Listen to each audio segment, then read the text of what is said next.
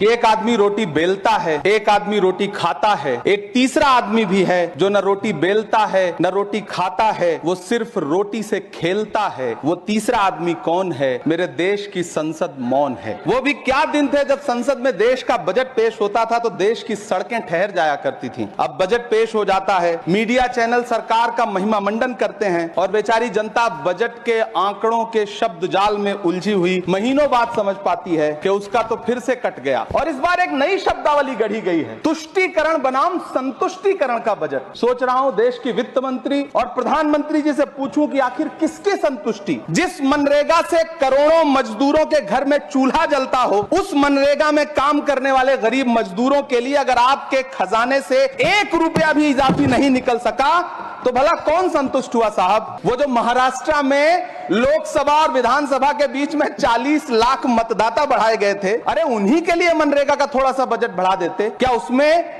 मनरेगा का एक भी मजदूर नहीं था? 40 लाख लोगों में सारे के सारे 12 लाख की छूट वाले से आगे के लोग थे। वित्त मंत्री जी इस बजट को मध्यम वर्ग को संतुष्ट करने वाला बजट बता रही हैं। अरे मैडम, हम आप यहां पर बैठे रहते हैं और वहां बाहर इसी दिल्ली में 1 लीटर दूध, चाहे वो अमूल का हो या फिर मदर डेयरी का हो, उसकी कीमत 73 रुपए लीटर है। कौन संतुष्ट हो रहा है? चाहे देश में लहसुन 400 रुपए किलो बिक जाए, टमाटर 100 रुपए किलो बिक जाए, प्याज का दाम सुनकर आंखों में आंसू आ जाए, लेकिन वित्त मंत्री महोदया बजट में महंगाई का मां भी नहीं बोलती हैं।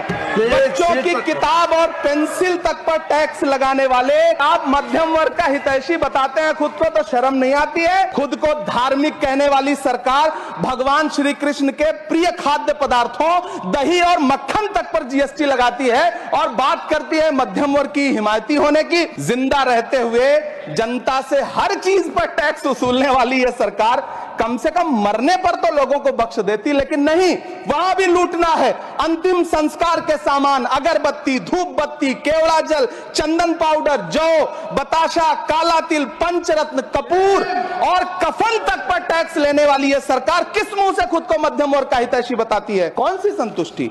किसकी संतुष्टि? कदम कदम पर टैक्स देकर लुटने वाली जनता की, या फिर जनता से टैक्स वसूल करके धन्ना सेठों का खजाना भरने वाली सरकार की?